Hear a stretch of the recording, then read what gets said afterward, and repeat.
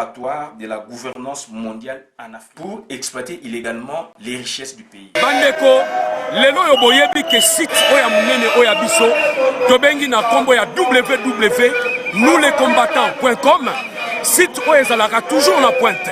Tangu tobengi baza wana pona bilili, baza wana pona kopesa bino ba information, tosenga na bino site ya www.nouslescombattants.com, ezali site oyo yango sikoyo ekomi ko rassembler ba combattant nyonso tolandaka bilili mingi ba information mingi na site ya www.nouslescombattants.com. Igeta. Chers compatriotes, c'est votre frère Christian Boula-Biama, combattant, parlementaire debout, résistant, congolais, établi en France. Je vous parle aujourd'hui d'un concept créé par les multinationales, vulgarisé par les Nations Unies, dont les effets nous les ressentons, n'est-ce pas, au Congo depuis plus de 20 ans. Donc, il s'agit de la gouvernance mondiale. Avant d'en arriver là, je voudrais remercier pour combien un travail noble qu'ils font pour les Congolais. J'ai cité M. Lamis depuis l'Italie, les propriétaires de WWW Nous les Combattants, et son collaborateur résident en France, Anderson. Je ne manquerai pas aussi, n'est-ce pas, de remercier tous ceux et tous celles, n'est-ce pas, qui font de belles choses à travers, n'est-ce pas, nos sites sociaux pour que le combat aille de l'avant. Donc, je reviens maintenant sur les concepts de la gouvernance mondiale. Quand vous entendez parler de M23, vous entendez parler de la descente des Kabila au Parlement. Quand vous entendez parler du traité de Nice, qui aujourd'hui crée un imbroglio, c'est-à-dire une confusion dans la tête des gens à travers la diaspora, c'est parce que il s'agit du concept de la gouvernance mondiale. Et je m'en vais vous expliquer un peu les tenants et les aboutissants en citant un auteur célèbre, c'est lui qui a donné quand même, qui a pu, n'est-ce pas, nous donner une définition possible. J'ai cité Pascal Lamy. Pascal Lamy donne une définition possible de la gouvernance mondiale. C'est quoi? C'est l'ensemble des transactions par lesquelles des règles collectives sont élaborées, décidées, légitimées, mises en œuvre et contrôlées. Il ne s'agit pas à l'évidence de gouvernement au sens qui est usuellement donné à ce terme, mais il s'agit bien de ce par quoi se gouverne l'économie mondiale et au-delà de la gestion d'un ensemble d'interdépendances. Ce système de gouvernance est en mutation permanente. Il répond en effet à un triple mouvement d'intensification des interdépendances, d'extension de celles-ci à des nouveaux secteurs et d'élargissement de leur champ géographique à des nouveaux pays. La gouvernance mondiale s'explique dans le contexte de la mondialisation. C'est la mise en place de réglementations publiques et privées à la hauteur des défis. Au titre des défis, nous avons les normes sociales, de la protection de l'environnement et du réchauffement climatique, de la sécurité des consommateurs et des implications du progrès technique. Tout ça s'engendre quoi? S'engendre de la criminalité internationale et du blanchissement d'argent aussi. Donc, nous intitulons notre thème d'aujourd'hui sous la forme de la République démocratique du Congo, premier laboratoire de la gouvernance mondiale en Afrique. S'en tenant à la définition, vous verrez que je parlais d'interdépendance. Il y a des secteurs qui n'étaient pas auparavant au niveau de la Banque mondiale, au niveau du Fonds monétaire international, au niveau de l'ONU, qui n'étaient pas mis en évidence. Et aujourd'hui, on en parle tel le réchauffement climatique et puis, n'est-ce pas, l'environnement. Donc, on doit insérer ça dans leurs programmes. Donc, ils insèrent ça dans leurs programmes parce que ce sont des secteurs aujourd'hui qui dérèglent un peu, n'est-ce pas, la norme préétablie du monde. Il dit ceci, ce système de gouvernance est en mutation permanente, donc est en changement permanent. Donc, à tout moment, il y a la réglementation qui s'ensuit. Et puis, c'est-à-dire, il y a de l'élargissement de leur champ géographique à de nouveaux pays. Ils ont conçu ça au niveau des Amériques, au niveau de l'ONU, de l'Europe, et ils l'ont étendu à travers le monde. Donc, à partir de 1997, donc 90, donc ce concept a été inventé et maintenant ils l'ont étendu un peu partout à travers le monde, dont le laboratoire est chez nous en RDC. Parce qu'on a des matières premières, des gisements très importants, et maintenant, eux, puisque ce sont des puissants du monde, ce sont des multinationales, des sociétés transnationales, donc avec leur esprit lucratif de gouverner, et ils viennent avec une autre logique qui n'est pas la logique du gouvernement. De la gouvernance mondiale, ce n'est pas le gouvernement au sens propre, mais c'est une façon de diriger le monde sans le gouvernement. Donc le monde est entré dans une zone de turbulence institutionnelles, privées et publiques, gérées par les multinationales et les sociétés transnationales. Donc, ce faisant, je voudrais dire ceci. Donc, ça dit, quand vous entendez parler de M23, M23 fait partie de la gouvernance mondiale. Ce sont des institutions créées à dessein, à des fins bien identifiées, pour déstabiliser le Congo afin de tirer des ressources, des bénéfices. Donc, quand vous voyez Kanambe descendre au Parlement, ce n'est pas un fait de hasard. C'est-à-dire, c'est quoi? Parce que Obama a mis de la pression sur Kagame et maintenant, lui, il détient sur son enfant Kabila et Kabila maintenant n'a plus. Il sait qu'il n'a plus d'appui, il descend au Parlement pour cette fois-là maintenant parler aux représentants bidons du peuple, alors qu'ils n'étaient pas élus. Donc c'est quoi maintenant? Ça dit Kabila maintenant, ça dit il finit là où il devait commencer. Donc il y a 10 ans, il devait faire ce qu'il fait aujourd'hui, il ne l'a pas fait, il était opiniâtre, il avait mis du coton dans ses oreilles, du voile sur son visage pour ne voir personne, écouter personne. Il écoutait qui? Kagame et les multinationales. Aujourd'hui, il est coincé, il revient là-bas. Donc, ça dit son action, on ne va pas la suivre. Il n'est pas notre président. Il n'est pas notre président. Donc, voilà. Et si il demande, le fait qu'il a demandé à la population de s'unir autour d'un objectif, n'est-ce pas, de protéger le pays, alors que lui-même en est architecte. Donc, moi je me dis, il doit le faire sous quelle forme? Selon quelle procédure et quelle est l'autorité compétente à agir. Et ce n'est pas Kanambe, c'est Tshisekedi, puisque c'est Tshisekedi qui a été élu. Ça c'est de 1. Bon.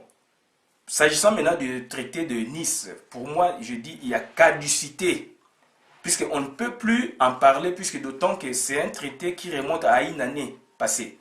Donc, il y a une année passée, on n'en a pas parlé, et aujourd'hui, on vient nous les dire, n'est-ce pas, donc, c'est-à-dire, voilà, donc on vient un peu le vulgariser. Pourquoi? Je ne sais pas. Raison pour laquelle les philosophes disent pourquoi, quand il y a un fait, le philosophe se demande 3 questions. Pourquoi, comment et quand. Pourquoi quelqu'un l'a-t-il fait? Quand est-ce qu'il l'a fait? Comment s'est-il employé pour le faire? Donc je ne rentre pas dans les détails, donc je m'arrête à ce niveau-là. Donc c'est-à-dire, voilà, tout ça, ça fait partie de la gouvernance mondiale. Donc ce sont des institutions créées à dessein pour déranger, pour dérégler le système. Dérégler tout un système qui doit être installé ou un système préétabli afin qu'eux gouvernent. Raison pour laquelle l'OCDE, donc c'est un club des riches, des nantis, dont la France, il y en a 30 pays membres, la France, l'Australie, l'Allemagne, etc., se sont réunis et se réunissent continuellement par rapport à cette question de la gouvernance mondiale, puisqu'il y a du désordre au niveau du monde. Donc, raison pour laquelle l'OCDE, c'est quoi? C'est l'Organisation de coopération et de développement économique, voilà, regroupant 30 pays. L'OCDE mène une action de grande envergure pour qu'un jour qu'on ait, n'est-ce pas, des lois, des règles internationales contraignantes. Puisque les multinationales, ce sont elles maintenant aujourd'hui les maîtres du monde. Ce sont elles maintenant, n'est-ce pas, qui édictent, qui légifèrent par elles-mêmes, n'est-ce pas, certaines règles pour les faire appliquer sur un pays, parce que le pays regorge de minéraux, donc ils viennent, ils créent des lois et ces firmes-là, puisque les sociétés transnationales envoient leurs filiales sur place au pays, qui s'arrangent avec des gouvernements tiers, bidons, pour exploiter illégalement les richesses du pays. Et ces filiales-là, ces sous-traitances-là, il y a un vrai problème au niveau de la justice, puisqu'elles ne répondent pas à la justice du pays où elles puisent des matières premières. Et se réfère toujours à la société mère, donc c'est-à-dire au territoire où est implantée, n'est-ce pas, la société d'origine mère. Donc c'est ça, ce qui fait qu'il y a des problèmes au niveau national, ils ne respectent pas les lois nationales, le gouvernement devient faible, et voilà, on exproprie les gens on exproprie les gens de leur territoire, puisqu'il y a des minéraux à extraire, et ces gens-là ne sont pas indemnisés. On les tue, il y a des massacres au Kivu, etc. à cause de ça. C'est ça la gouvernance mondiale. Et je m'en veux maintenant vous expliquer, puisqu'il y a des indicateurs quand même qui nous donnent, n'est-ce pas, des éléments pour comprendre qu'il y a gouvernance mondiale, dont notamment les ONG. Différentes ONG, ONG des droits de l'homme, ONG des droits humains ou droits de l'homme, ONG de l'environnement, ONG de solidarité et ONG, n'est-ce pas, médicales, différentes ONG qui sont implantées sur le terrain, qui ont, n'est-ce pas, des rattachements avec l'extérieur. Ce sont elles qui dénoncent Transparency, je pense, international, Greenpeace international, pardon. Ce sont de telles ONG avec leurs filiales locales, ce sont elles qui ont dénoncé. Donc, et certaines ONG de grande envergure mondiale. Donc, le Congo, le titre c'est quoi? La RDC, premier laboratoire de la gouvernance mondiale en Afrique. Je l'ai expliqué. Donc maintenant, je vais vous démontrer, n'est-ce pas, au niveau de pyramides. Au niveau des pyramides, nous avons ici la RDC, premier laboratoire de la gouvernance mondiale en Afrique. Nous avons la première pyramide. Pyramide normative du pouvoir de Kanambe, alias Kabila, de 2006, 2011 et 2012. Il y a 4 échelles. Première échelle, donc 1, 2, 3, 4. Donc ça, c'est le bas de l'échelle. Première échelle, c'est Kabila, président sortant, nommé et usurpateur. C'est Kanambe. Deuxième échelle, là, c'est Kengwadondo. Troisième échelle, c'est Kamere, plus Bocha, plus Minaku. Là, si on s'en tient, n'est-ce pas, aux 3 échelles, aux 3 premières échelles, c'est quoi? C'est constitué par une famille concernée. Une famille bien identifiée, pardon, famille Tuti, occupant 3/4 de la pyramide. Et là, 4e échelle, c'est qui? Ce sont les autres. Les autres sont des Congolais, ils sont au bas de l'échelle. Donc, les autres, les Congolais, ou les Congolais naturalisés rwandais, ou devenus Tuti de culture. Notez bien, le Premier ministre n'est pas compté. Tous les autres ont un mandat. Donc, le président de la République a un mandat. Quand vous ouvrez leur constitution, je l'avais dit précédemment, quand vous ouvrez leur constitution, vous verrez le président Kanambe, sortant, usurpateur, donc il a un mandat. Kengwadondo, en tant que président du Sénat, il a un mandat. Et Kamere, à l'époque, donc il avait un mandat, bien qu'il ait, n'est-ce pas, abdiqué pour des raisons stratégiques, politiques, je vais l'expliquer. Et maintenant, il avait laissé la place à Kia Bochab, et aujourd'hui à Minakou, la même logique s'ensuit. Pourquoi il avait laissé la place à Bochab? Puisqu'ils ont été critiqués par des gens, des clairvoyants, des gens qui ont les yeux ouverts, comme on dit.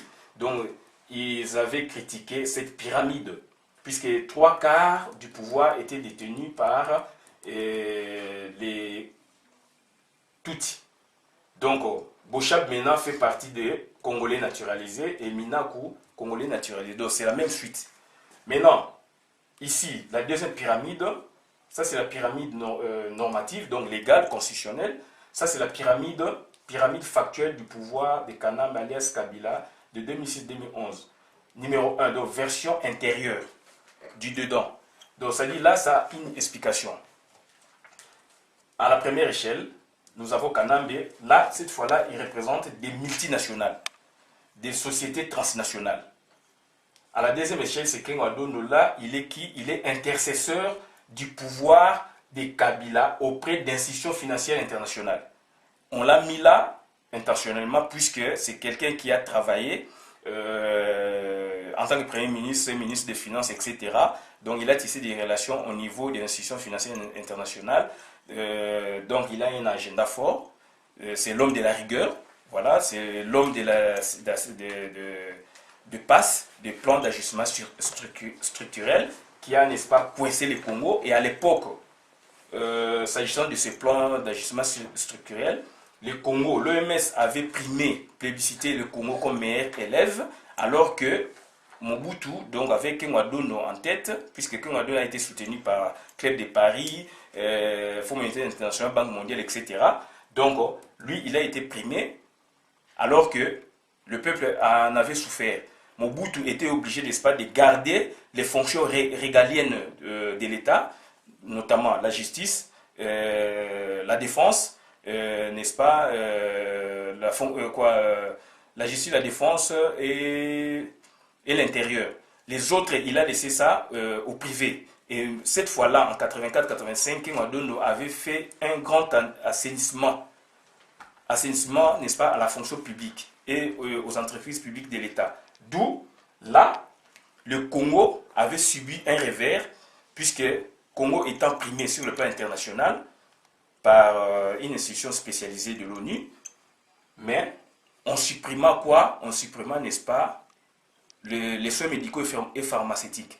Donc, maintenant, le Congo était plébiscité, mais on a supprimé cela. Nous, quand on grandissait, c'est-à-dire on avait de cartes d'ayant droit, c'est-à-dire l'équivalent de la sécurité sociale ici. Donc, vous allez à l'hôpital, à la pharmacie, on vous donnait tout gratuitement. On l'avait supprimé à cette époque. Donc, troisième échelle, sous, n'est-ce pas, la pyramide factuelle. Factuelle, ce sont des faits observables sur le terrain. Donc là, il y a qui? Il y a Kamere. Kamere est ambassadeur plénipotentiaire et conseiller spécial en matière géopolitique et géostratégique de Kanambe. Donc lui, il est là pour faire la géographie politique du Congo, nous diviser, nous rassembler. Qu'est-ce qu'il fait? Ici, à Paris, il vient, il coopère avec un groupe de gens, il coopère avec un autre groupe de gens sans les mettre en corrélation. C'est-à-dire, il cloisonne des gens pour faire son affaire. Il fait ça un peu partout à travers le monde. Ça, c'est Kamere. Il va auprès de Papa Tshisekedi pour avoir son aura afin, n'est-ce pas, de la régenter sur la population congolaise à travers le monde. Puisqu'il a notre morphologie, il a notre ethos, il a notre façon de parler, de faire et de dire des choses. Donc, lui, c'est un grand stratège. Roubaix-Roy, pareil. Lui, représentant socio-politico-militaro-administratif. C'est un grand rebelle.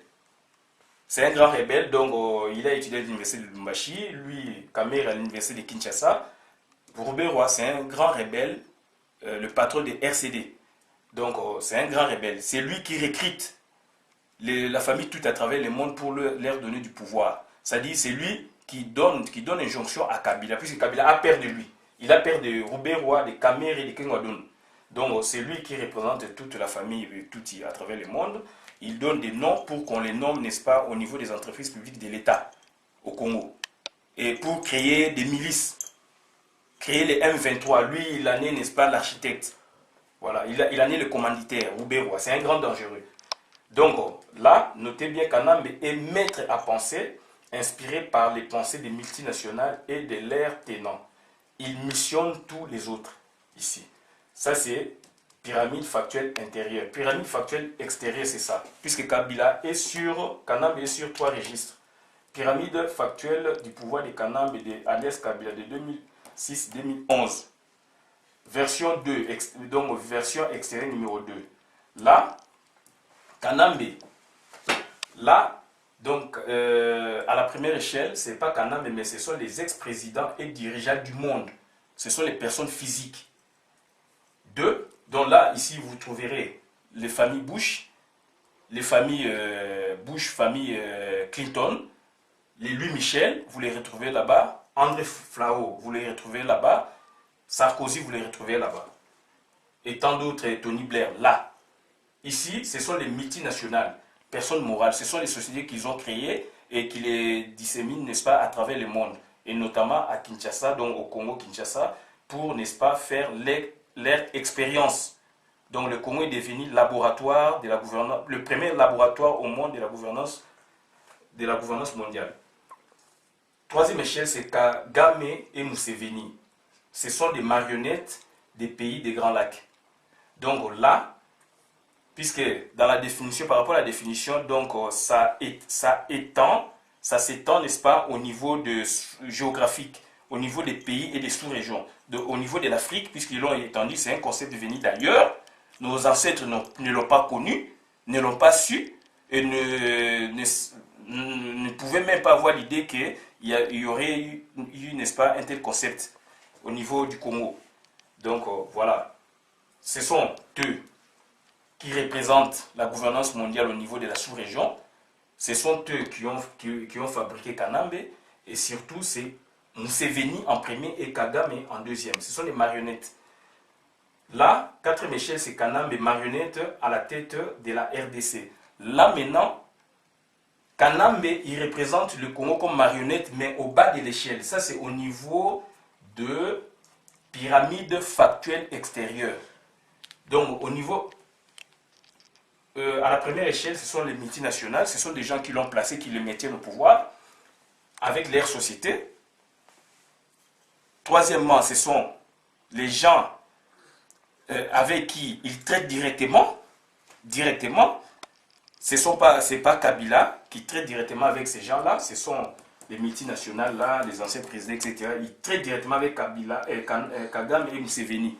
Kabila n'est pas considéré, donc ça dit Kabila n'est pas considéré là, donc il est au bas de l'échelle. Et lui, il traite directement avec Kagame et Museveni. Il ne voit pas, surtout, la première échelle et la deuxième échelle. Donc il y a une hiérarchisation d'échelle. D'où, là, qu'est-ce qui se passe? Quand maintenant on extrait illégalement nos matières premières, on les amène, n'est-ce pas, en Europe, en Occident. Là maintenant, quand ils les vendent au niveau de Toronto, puisque la grande bourse mondiale c'est à Toronto, au Canada, quand on les vend là-bas, n'est-ce pas, ce sont les multinationales, dont les présidents comme acteurs, ce sont eux qui représentent le Congo. Puisque les gisements là viennent, n'est-ce pas, à leur nom. Ce n'est pas au nom du pays. Donc, ce n'est pas au nom de la RDC, au nom de ces gens-là. Puisque ce sont eux qui ont ramené de la technologie, ils ont fait des prospections, ils ont mis des moyens pour extraire. Ce sont des minéraux, par exemple, les coltans que nous ne connaissons pas, et eux, avec leur technologie, donc ils mettent des sondes, etc. pour découvrir. Donc, ce sont eux qui vendent, c'est leur matière première cette fois-là. Et maintenant, avec leur société, puisque ce sont des sociétés qu'ils ont créées à travers le monde avec leur multinationales. Donc c'est inversé, hein, ça se confond entre multinationales et dirigeants du monde. Ce sont les mêmes personnes. Là, ce sont les personnes physiques. Ici, c'est les personnes morales. Donc, les sociétés, quand ils exploitent, ils extraient, n'est-ce pas, de la matière première, ils les envoient à l'extérieur pour, n'est-ce pas, en faire des produits finis. Là-bas, maintenant, qui reçoivent, ce sont les personnes physiques, leurs patrons, les créateurs d'entreprises. Ce sont eux qui vendent au niveau des bourses. Et ils rendent compte quand même à Kagame et Museveni. Ce sont leurs interlocuteurs directs au niveau de l'Afrique et surtout des Grands Lacs par zone. Je n'aime pas parler de la sous-région des Grands Lacs, ce n'est pas une sous-région. Donc c'est par zone, c'est-à-dire au niveau de la sous-région de l'Afrique centrale, donc zone, n'est-ce pas, Grand Lac. Puisqu'ils sont des mèches avec eux, et maintenant, eux, ils donnent des miettes à Kanambe. Pour s'en convaincre, on va voir une vidéo de Paul Collier lors de la présentation de son livre. Et Paul Collier, n'est-ce pas, auteur de La quête des propriétés et le rapport ethnique à la nature. Vous allez vous en convaincre, il parle de la RDC. C'est-à-dire, quand les matières premières, l'or de l'Est, quittent le Congo pour aller à la bourse de Toronto, sur une année, on vend à $1 milliard. En contrepartie, le Congo ne reçoit que 37 000 $.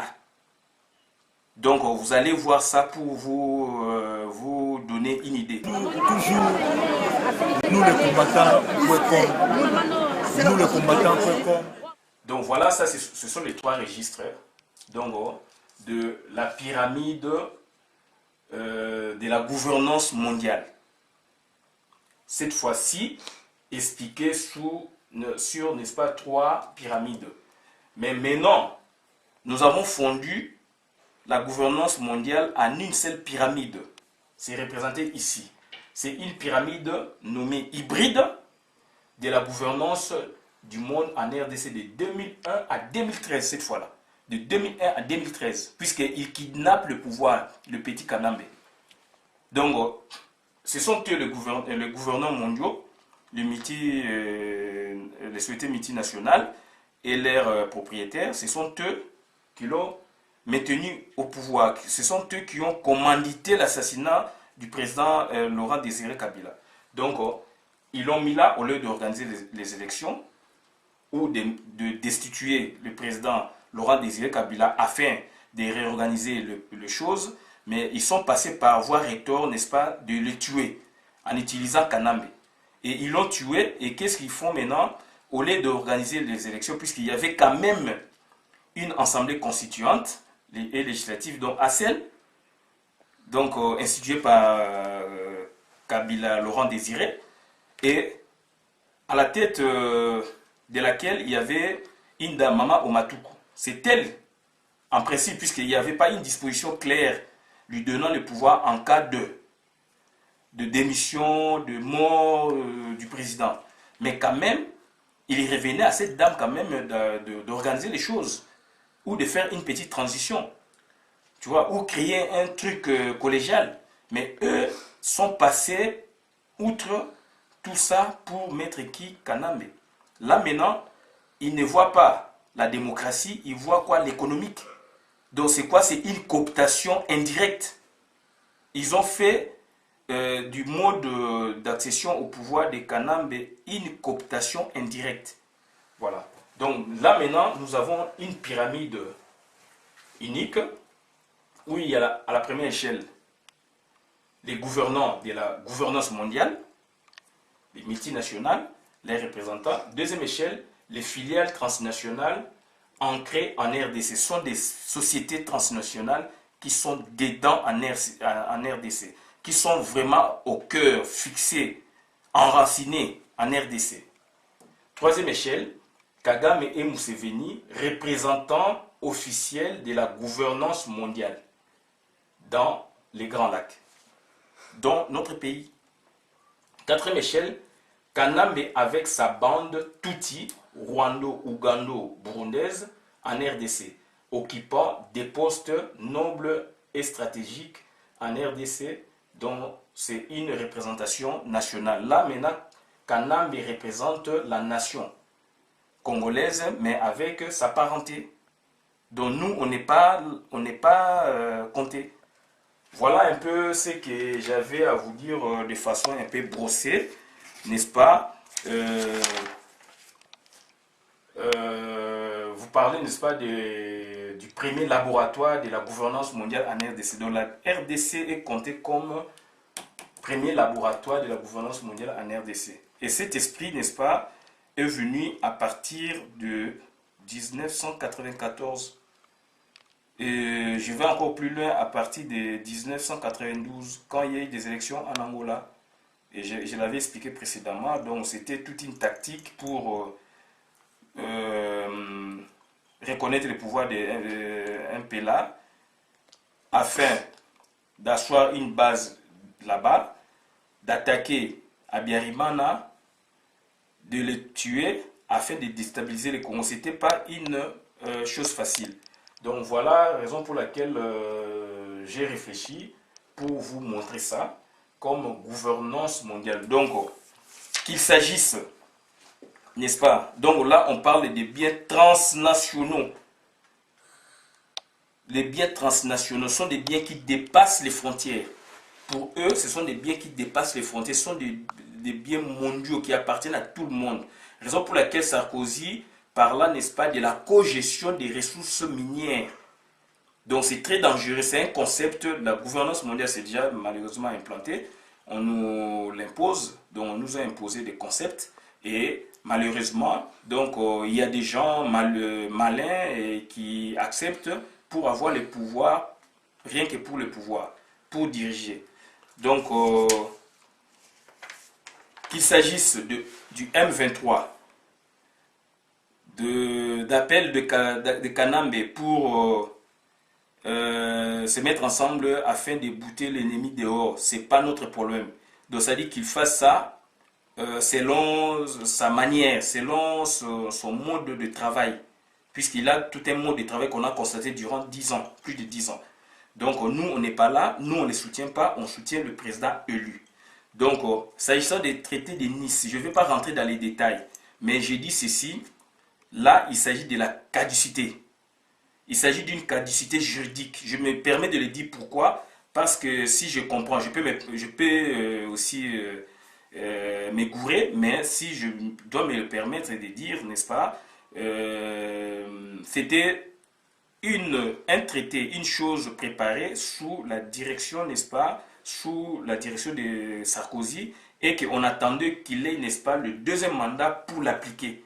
Et le fait qu'il a échoué, c'est l'autre qui est venu, François Hollande, et aujourd'hui, François Hollande, depuis octobre, il a pris une décision telle que il y a sauvegarde de l'intégrité territoriale du Congo. Donc, allez-y comprendre, vous verrez que c'était tout un mécanisme pour, n'est-ce pas, morceler le pays, pour, n'est-ce pas, balkaniser le pays. Et au regard, n'est-ce pas, de leur constitution, ils ont instauré, n'est-ce pas, 26 provinces. 26 provinces seraient quoi? Seraient, n'est-ce pas, des provinces de pays balkanisés.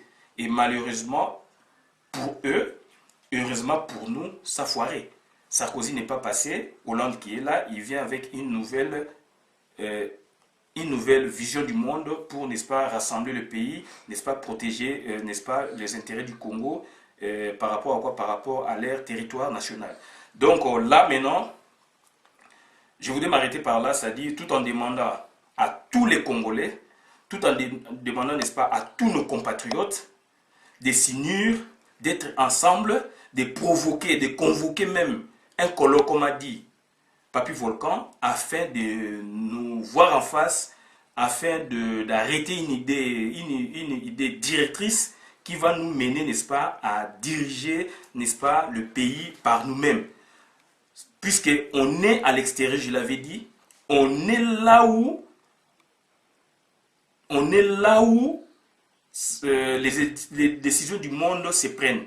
Leurs institutions sont ici, aux États-Unis, Belgique, France, etc. Pourquoi? Là, maintenant, j'appuie aussi Papy Volcan. Pourquoi nous-mêmes, on ne doit pas se mettre en synergie, créer un corps autonome d'intelligence, des patriotes intelligents, pour, n'est-ce pas, le bonheur du Congo, afin de voir ces gens-là. De voir ces gens-là et, n'est-ce pas, de traiter avec eux pour que, n'est-ce pas, demain le Congo soit libéré. Et c'est ça le travail que nous, on doit mener, c'est ça le travail que nous, on doit faire. Donc, j'ai dit Ingeta à tout le monde. Et notre vision du monde avec mon ami Alongo, c'est quoi? C'est le président qui viendrait prochainement, il serait d'abord chef coutumier. Chef coutumier, puisqu'on est africain, Donc, avant l'arrivée de l'homme blanc, nous, on avait nos coutumes à nous. L'homme blanc, il est venu avec sa greffe étatique pour nous imposer, n'est-ce pas, cette logique, n'est-ce pas, extravertie. Donc, durant tout un siècle, on en a fait une sauce et nous, on doit garder aussi notre patrimoine. Au niveau du code de la famille, il y a un grand effort qui est fait, sous Mobutu bien sûr, en gardant, n'est-ce pas, la dot. Et nous maintenant, au niveau du pouvoir politique, au niveau de la présidence, le président de la République doit être au départ chef coutumier. Puisque le chef coutumier, il est en phase, n'est-ce pas, il est en relation avec les morts et les vivants. Et c'est lui, n'est-ce pas, qui sauvegarde l'intégrité du territoire avant d'en être le chef de la nation, avant d'en être le chef du territoire national. Donc, ça c'est notre vision. Et je m'en veux aussi pour en profiter dans le sens que on est maintenant dans un mouvement. Je suis maintenant dans un mouvement, donc avec François Mboukou. Donc prochainement, notre mouvement aussi sortira. Et afin, n'est-ce pas, de parler de notre vision du monde et, n'est-ce pas, de voir aussi avec les autres pour marcher ensemble, pour libérer le pays. Donc, j'ai dit, je vous remercie, Ingeta, et la partie qui s'ensuit, c'est quoi? C'est la vidéo pour vous mettre, n'est-ce pas, en relation, en relation par rapport à la gouvernance mondiale. J'ai dit et je vous remercie, suivez bien la vidéo de M. Paul Collier. J'ai dit et je vous remercie, Ingeta.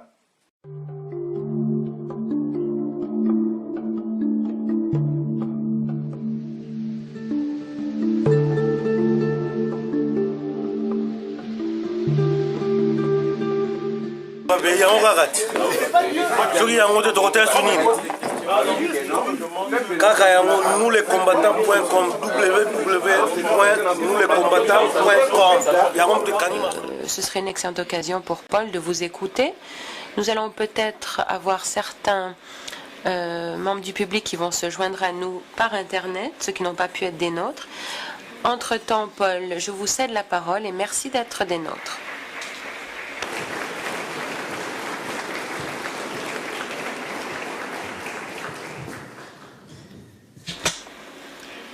Merci David de m'avoir invité. Merci d'être venu, mesdames, messieurs. Je vais vous parler de mon nouvel ouvrage, The Plunder Planet, qui a été publié la semaine dernière. Il s'agit de l'ouvrage le plus important que j'ai écrit. Bon, est-ce que c'est le meilleur? Je n'en sais rien, c'est à vous d'en juger, les lecteurs, mais je suis sûre que c'est le plus important. Alors, sur quoi porte-t-il? Il y a la nature. La nature et la mauvaise gestion de la nature. C'est une tentative de jeter des bases communes entre les partisans de l'environnement et les économistes.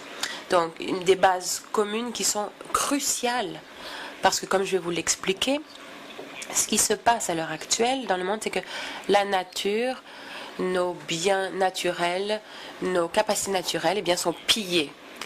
Alors, des bases communes, bon, entre des chiens et des chats, si vous voulez, parce que les environnementalistes et les économistes, c'est un peu comme ça. Bon, on va éliminer un peu ceux qui sont en marge, mais on va éliminer les fondamentalistes, les extrémistes chez les environnementalistes, et on va aussi éliminer les extrémistes économistes. Essayons de bâtir des bases communes pour l'ensemble. C'est l'esprit que j'avais en tête quand j'ai rédigé cet ouvrage. C'est ce centre commun qui peut modifier les politiques et qui est si crucial. Pourquoi la nature est-elle importante? Eh bien, la nature est précieuse et elle est vulnérable. Je vais citer un environnementaliste qui a dit, bon, et d'ailleurs les économistes ne s'en rendent pas compte, la nature est spéciale. Pourquoi est-elle spéciale? Eh bien, c'est que bon, les biens naturels n'ont pas de propriétaire. Pensez-y, la plupart des biens, tout ce que l'homme a fabriqué, rien que le processus de fabrication va définir le propriétaire, initial en tout cas. Alors que la nature, elle n'est pas faite par nous, elle est là, elle existe. Donc, en l'absence de gouvernance, eh bien, tout le monde peut la piller et se prétendre en être le propriétaire. Bon, pillage, c'est un mot assez vaste et je suis un économiste un peu pédant, alors je vous donne ce mot un peu vaste, mais je vais le préciser. Qu'est-ce que je veux dire par là? Il y a deux formes de comportement. L'un, un petit nombre, exproprie ce qui devrait, ou en fait, s'approprie ce qui devrait appartenir à la grande majorité. Ceux qui s'intéressent au développement, vous avez pu voir à plusieurs reprises la nature piller ainsi des biens naturels qui auraient dû bénéficier à tous les citoyens et qui, au contraire, étaient exploités pour servir les intérêts d'une petite élite. Et ça, c'est une forme de pillage. Et les pays en voie de développement sont très conscients. L'histoire de l'extraction des ressources dans ces sociétés, eh bien, ça a été le pillage. Donc, de loin, la question la plus importante pour ces sociétés, c'est de s'assurer que l'histoire ne se répète pas. L'histoire n'a pas besoin de se répéter. Peut-être que vous avez remarqué ce qui se passe en Europe à l'heure actuelle. Les Allemands contre les Grecs, etc. Les Allemands, bon, on le sait, c'est la société en Europe qui est la plus réticente face à l'inflation. Ils font tout pour éviter l'inflation. Pourquoi? Est-ce qu'ils en ont peur? Parce qu'ils ont connu une hyperinflation et ils en ont tiré des leçons. Les sociétés peuvent apprendre de leurs erreurs passées. Donc, les sociétés des pays les plus pauvres savent que leurs ressources par le passé ont été pillées. Donc, voilà cette occasion qui se présente. Mais quelles erreurs doivent être corrigées? Quelles décisions doivent être bien prises pour, en fait, puiser dans toutes ces ressources plutôt que les piller? Bon, et il faut, en fait, passer par toute la chaîne de prise de décision pour en arriver à la prospérité. Bon, le premier problème dans cette chaîne, le premier maillon est cassé. Ce premier maillon, c'est la découverte des biens naturels. Le fait que si peu était découvert, ça vous montre que déjà rien que ce chaînon a été cassé dans la chaîne. Bon, je pense que ces ressources vont être découvertes d'une façon ou d'une autre. Alors, passons au chaînon suivant de la chaîne. Comment pouvons-nous calculer la valeur ou faire bénéficier toute la société de la valeur de ces biens? Comment éviter que ce soit pillé par un petit groupe alors que ça appartient au plus grand nombre? Je vais vous donner des chiffres, je vous ai donné. Bon. J'ai donné à CBC ce soir à 5h30 ces chiffres-là. Vous l'avez peut-être entendu. L'intervieweur m'a posé une question sur la République démocratique du Congo, qui en fait n'est ni démocratique ni une république, mais bon. Alors, le journaliste m'a posé la question et voilà les chiffres pour la République démocratique du Congo de l'Est. Il y a à peu près 1 milliard de dollars d'or qui est extrait chaque année et exporté, en partie par des compagnies financières de Toronto. Toronto est le plus grand centre au monde pour le financement de l'extraction des ressources, l'exploitation des ressources. 1 milliard de dollars donc qui sort de la RDC, de l'or de l'Est, et les reçus, ils vont dans les caisses de la République démocratique du Congo. On pourrait voter, je vais vous donner les chiffres. 37 000 dollars. 1 milliard sort et 37 000 rentrent dans les coffres de la RDC. Ça, c'est du pillage à grande échelle, de grande échelle, et ça a lieu aujourd'hui. Alors, ça, c'est le deuxième maillon de la chaîne. Donc, un système fiscal efficace qui capte ces revenus, qui devrait capter ces revenus pour les sociétés, pour qu'elles en bénéficient, mais qui n'existe pas, qui n'est pas là. on peut le mettre sur pied, c'est faisable, mais ça n'existe pas à l'heure actuelle. J'aurais pu vous donner toutes sortes d'autres chiffres d'autres pays, ça aurait été la même chose. De démarrer un processus de communication de l'information. Voilà pourquoi j'ai écrit ce livre, justement pour essayer de contribuer à cette masse critique de citoyens éclairés. Aussi, à titre d'un citoyen parmi tant d'autres, un groupe qui, je suis membre d'un groupe qui a créé un site web qui s'appelle naturalresourcecharter.org. Visitez-le, naturalresourcecharter.org. Il nous faut cette masse critique de citoyens éclairés, non seulement chez ce fameux milliard, mais dans les sociétés riches aussi pour comprendre des dossiers tels que celui du poisson.